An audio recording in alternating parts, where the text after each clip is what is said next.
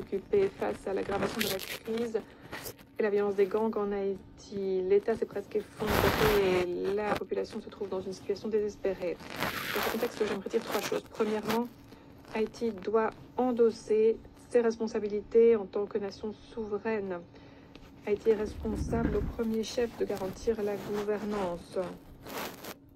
Cependant, dans cette situation d'impasse politique et de clivage entre les partis, il y a peu d'espoir que les élections puissent avoir lieu telles que prévues. Nous appelons toutes les parties à accorder la priorité aux intérêts du pays et du peuple. Il faut choisir la voie du dialogue et des consultations et faire preuve de flexibilité. Nous devons travailler ensemble pour promouvoir le processus politique, un processus pareil pour les Haïtiens, visant à mettre en place un gouvernement légitime et efficace sans délai. Nous exhortons les autorités haïtiennes à laisser derrière elles la mentalité consistant à compter sur l'étranger ou à demander de l'aide à l'étranger. Il faut renforcer les capacités de réaction aux crises et la résilience des autorités haïtiennes elles-mêmes. C'est la pierre angulaire des capacités haïtiennes à sortir de la crise efficacement et un fondement nécessaire pour que toute aide extérieure ait des résultats. Ensuite, l'appui extérieur doit pouvoir donner des fruits. L'ONU travaille en Haïti depuis 3 décennies.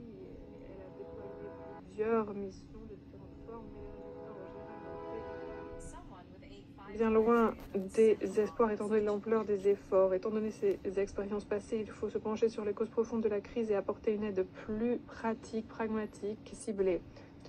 Le déploiement de la mission MSS doit être consolidé pour garantir la bonne mise en œuvre de l'embargo sur les armes et endiguer les flux d'armes et de munitions illégales. Concernant la situation humanitaire, il faut mobiliser les ressources de la communauté internationale, engager toutes les parties à continuer d'apporter plus d'aide à la population haïtienne pour alléger ses souffrances. Les États-Unis ont représenté le facteur extérieur numéro 1 avec une incidence sur la sécurité et le développement d'Haïti. Les États-Unis ont toujours été l'éminence grise derrière la situation politique en Haïti, et ce depuis plus d'1 siècle. Ce pays s'est ingéré encore et encore dans les affaires d'Haïti en déployant récemment des troupes, en mettant au pouvoir des gouvernements qui étaient ses marionnettes et en s'ingérant dans les affaires politiques du pays. Il y a 1 an, les États-Unis ont orchestré la transition et la mise en place des nouvelles modalités en Haïti.